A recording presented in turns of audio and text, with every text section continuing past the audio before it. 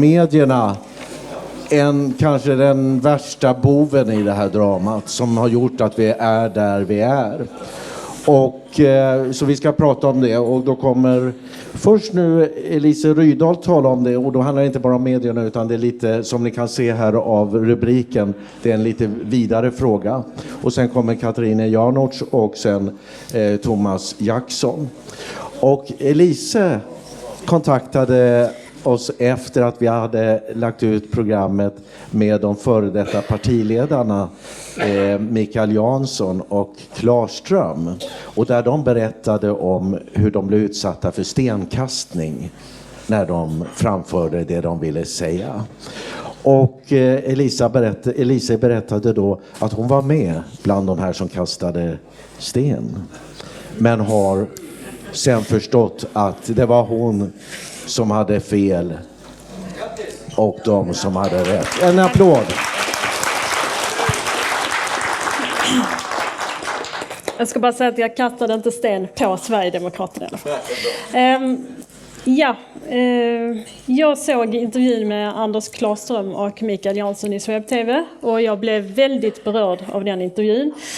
De talar ju om sin tid som partiledare i SD, och de talar om våldet mot dem på gator och torg, om osanningar som spreds i massmedia, om svårigheterna att få in insändare och artiklar, att inte komma in i debattprogram. Och det de ville var ju att först och främst diskutera invandringen som problem. Men de motarbetades på gator, i tv, tidningar, skola, universitet.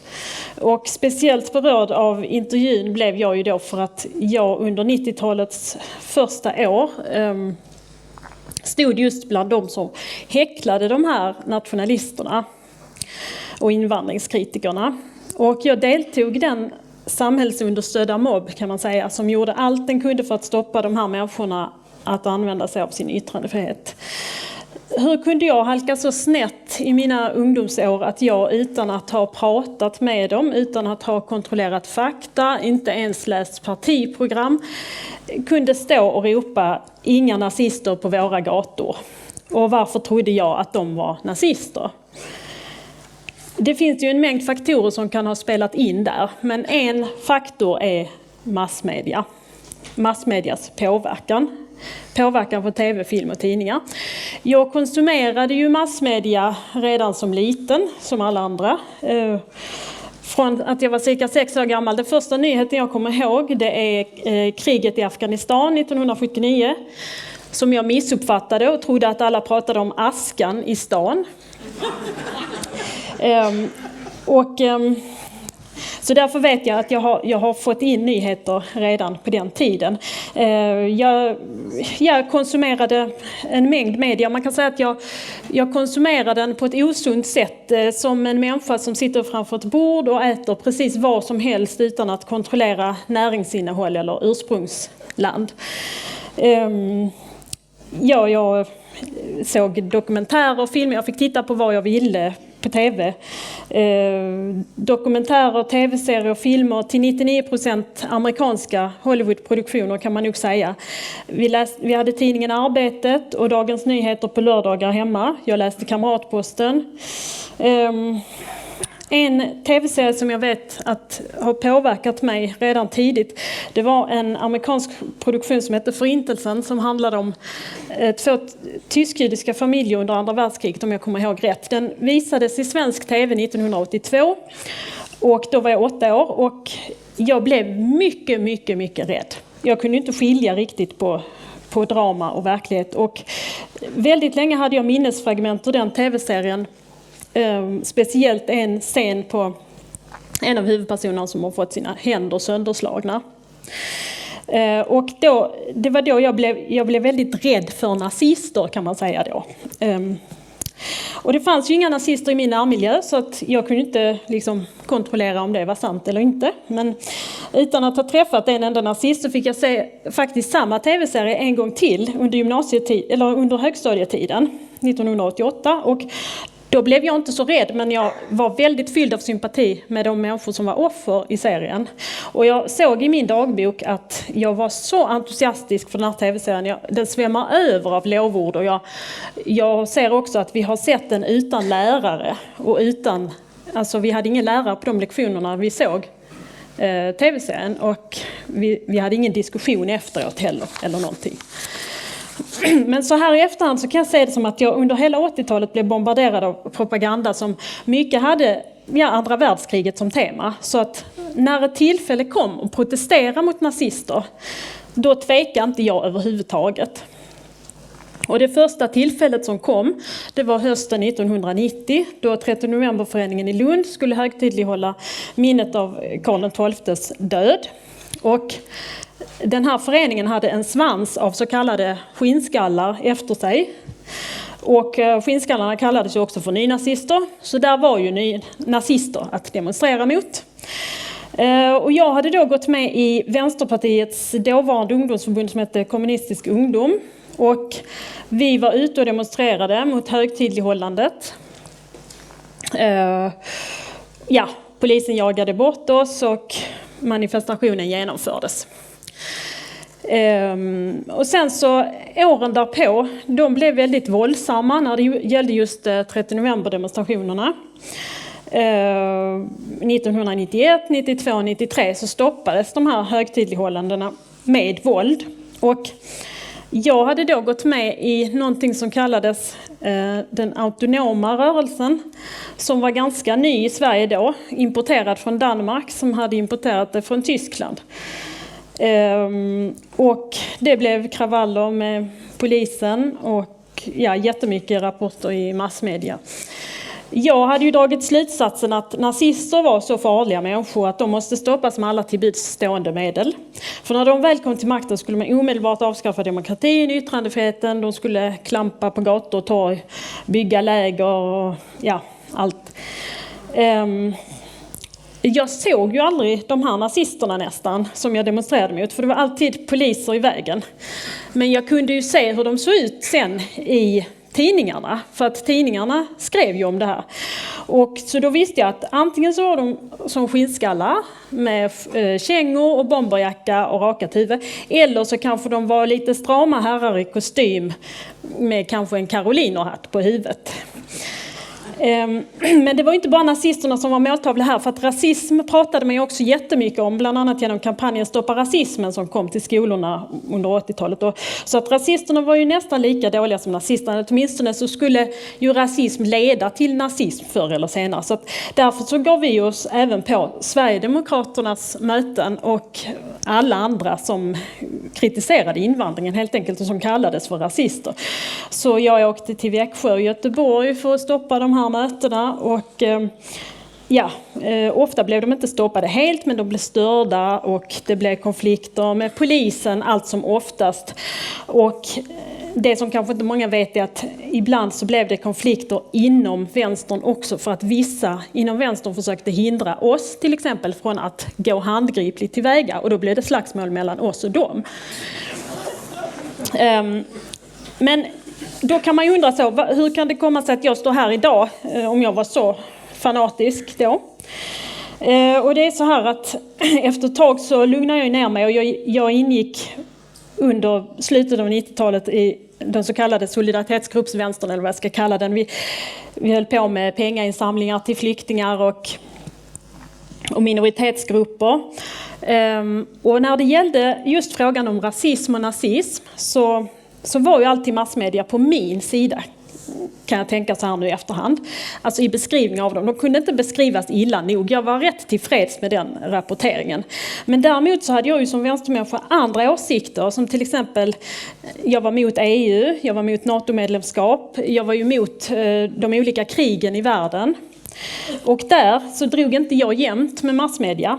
Och en skepsis inträdde från min sida. Och på grund av att jag blev mer och mer missnöjd med den och även ganska trött på identitetspolitiken faktiskt, eftersom jag tyckte att viktiga frågor inte kom med i rapporteringen.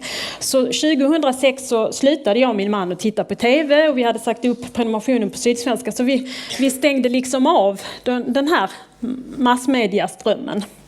Och det kanske var då viktigt på det sättet att jag gjorde det, för att när jag slutade konsumera alla de här nyheterna och filmerna så under de åren så kom jag i min sysselsättning i kontakt med rätt många Malmöbor som var invandringskritiska och en del som var SD-sympatisörer till exempel. Och det var en typ av människor som jag aldrig hade haft kontakt med förut. När vi jobbade ihop så normaliserades bilden av dem. De var inte så extrema längre och jag började mer och mer förstå att det var inte så konstigt att de tyckte som de tyckte. Och alltså massmedias bild av de här rasisterna började ju krackelera kraftigt. Och nu kanske jag kan anknyta till någonting som Gunnar Sandlin tog upp. 2010 när 50% av männen i Malmö mellan 25 och 44 var över 50%, eller nej, när männen i Malmö mellan 25 och 44 år blev 50% 2010. Och det var ungefär vid den tiden som jag började upptäcka att jag såg inga svenska kriminella längre, för jag bodde på Möllevången, så där hände väldigt, väldigt mycket. Jag såg mycket brott, alltså rån, fortkörningar och misshandel och sånt. Och vid den tiden så slutade jag att se svenskar som gjorde det. Det var 100% invandrare som gjorde de här sakerna. Så att svenska kriminella i mina ögon byttes ut mot invandrare och svenska hemlösa ersattes av utländska tiggare. Och samtidigt så upplevde jag ett språkutbyte med att det blev mer och mer engelska, mindre och mindre svenska. Många ställen man gick till i Malmö där kunde man inte prata svenska längre, man skulle prata engelska för personalen kunde inte prata svenska. Och det var också andra problem som nedskräpning och klotter och drogförsäljning. Och sen aviserades den här ankomsten av syrierna 2015 och då undrar jag och min man, hur ska det gå för en nation som tar emot sådana mängder med unga män och från främmande land på en och samma gång? Och det var en del folk i vår närmiljö som inte förstod, men vad är det för problem? Men vi tyckte att det måste bli ett problem. Och vi gick på Malmö central och det var fyllt, alltså Malmö central var fullt av unga män från företrädesvis Afghanistan med snygga rena kläder, gelé i håret, mobil i näven. De satt och väntades längs väggarna. Och jag tänkte, det här är inte flyktingar. Det är någonting annat. Jag förstår inte vad som pågår. Och det var precis som verkligheten rullades upp framför mina ögon. Alltså, man kan säga att verkligheten kom ikapp mig och gjorde till slut på mina Hollywood-producerade svartvita föreställningar, kan man säga. Och förra året så bara erkände jag att nej, jag hade helt fel om invandringen. Helt fel. Det är de som var invandringskritiska, de invandringskritiska rösterna, som till exempel Mikael Jansson och Anders Klarström, de hade rätt. Jag borde ha lyssnat på vad de sa, inte tvärtom. De skulle inte lyssna på mig, det var jag som skulle lyssna på dem.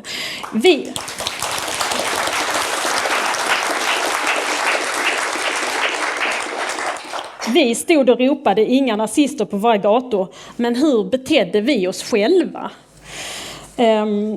Och där vill jag också återknyta till Lars Bern som pratar om att globalisterna vill ha fri rörlighet av kapital och arbetskraft, det vill säga fri invandring. Och jag ville ju på den tiden också ha fri invandring. Jag uppfattar det som ett vänsterkrav. På det sättet så när jag var ute och motarbetade invandringskritiker så blev jag ju faktiskt bara en nyttig idiot i globalismens tjänst.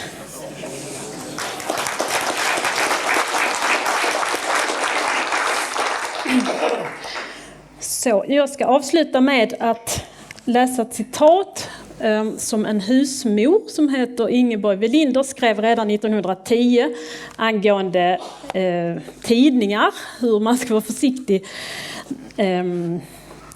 för att man kan inte lita på dem.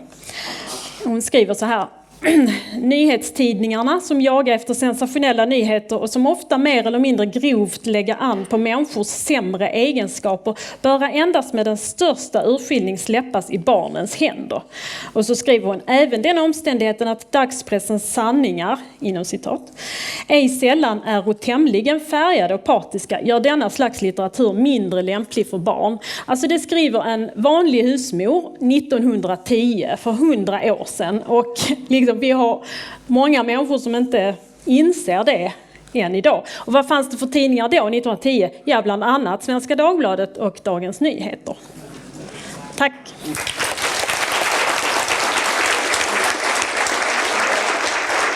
Tack Elise för att du ville dela det här. Väldigt stort. Jag tänker på när du berättar om det här också, så, om skrämselpropagandan, hur vi håller på och skrämmer upp våra små barn med klimatet. Tack. Tack. Det är fruktansvärt att hålla på och mata barn med den här typen av skrämselpropaganda. Vad klimatskrämseln kommer leda till, det har vi inte sett ännu riktigt. Men ja, det får vi se. Nästa talare, det är då Katarina Janouch som ska tala just om de svenska mediernas bedrägeri. Hej allihopa! Välkommen! Tack! Presentationerna från Svensk webbtelevisionskonferens den 18 maj är delade i 15 delar. Du kan se fortsättningen i nästa del enligt bilden. Skicka mejl till info@webtv.se om du vill tipsa eller komma med på vår mejllista. Vi använder vår mejllista endast för att informera om våra program och annat liknande. Prenumerera också på vår kanal på YouTube. Kontrollera att den här lilla klockan har symbolen av att den skälver så att du får alla aviseringar.